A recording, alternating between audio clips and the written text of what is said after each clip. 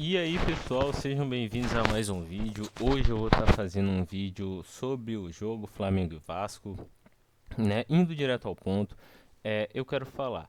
Esse jogo foi um absurdo em questão das finalizações do Flamengo, certo? O Flamengo finalizou muito mais que o Vasco e simplesmente o Vasco foi mais uma vez humilhado pelo Flamengo, assim, em questão de números, porque eu posso listar aqui para vocês.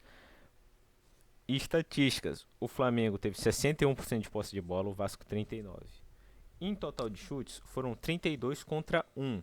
Chutes no gol foram 12 contra 0. O Vasco até deu uma bola na trave, mas não foi contabilizado porque o jogador estava impedido.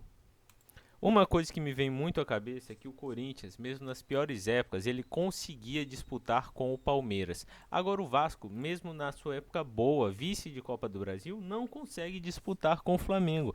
Isso eu acho interessante, porque o Fluminense é um time que sempre deu trabalho para o Flamengo, estando numa fase boa ou numa fase ruim.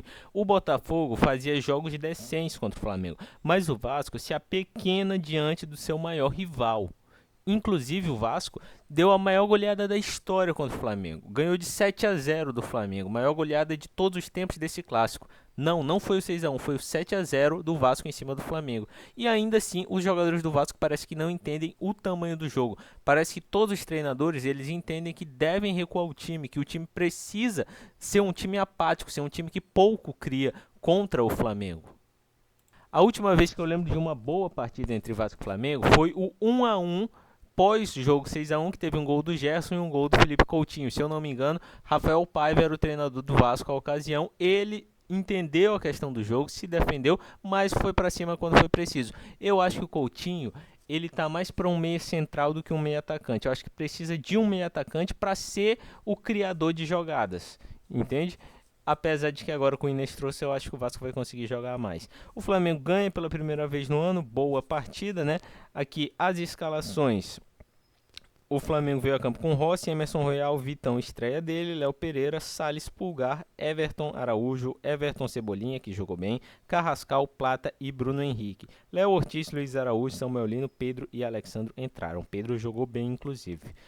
Deu um driblaço no Saldívia, zagueiro do Vasco. O Vasco veio com Léo Jardim, que para mim foi o melhor da partida, jogou muito. Paulo Henrique, Cuesta, Robert Renan, Lucas Piton, Cauã Bastos, que foi expulso numa expulsão bem duvidosa. Thiago Mendes, Nuno Moreira, Felipe Coutinho, Andrés Gomes e GB. O GB perdeu um gol feito, né? Mas eu acredito que, como eu falei, o Coutinho precisa de um ajudante ali, né? Eu acho que pelas pontas o Vasco vai ter um bom futuro aí pelas pontas. Agora com o Andrés Gomes e o Inestrosa. David, JP, Alan Saldívia, Tietê e Hugo Moura entraram. Eu não gostei da postura do Diniz, que apesar de ter conseguido manter 1-0 no placar, que ficou menos feio, foi muito graças ao Léo Jardim. Não gostei que ele recuou muito o time depois de ter o jogador expulso, certo? O Saldívia, eu não gostei da entrada dele, mas ele me parece um jogador promissor, o zagueiro do Vasco que veste a camisa número 4. Gostei do JP, JP é um bom jogador do Vasco. E eu gosto do David, eu acho que o David pode ser um bom jogador para segundo tempo, inclusive eu teria entrado com ele de titular ao invés do GB. GB é um ótimo jogador, acho que pode evoluir muito, mas não conseguiu evoluir até o momento.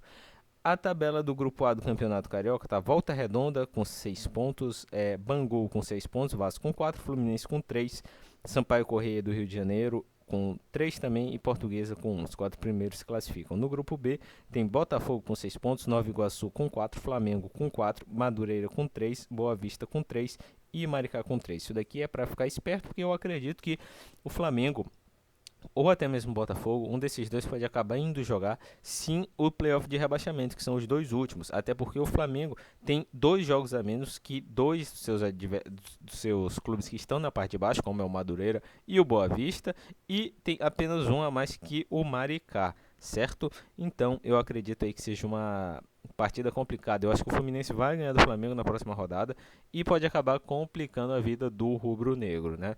E é isso, minha opinião foi essa. Eu acredito que o Flamengo teve mais uma vitória merecida, mas eu acredito que o Vasco tem medo de jogar contra o Flamengo.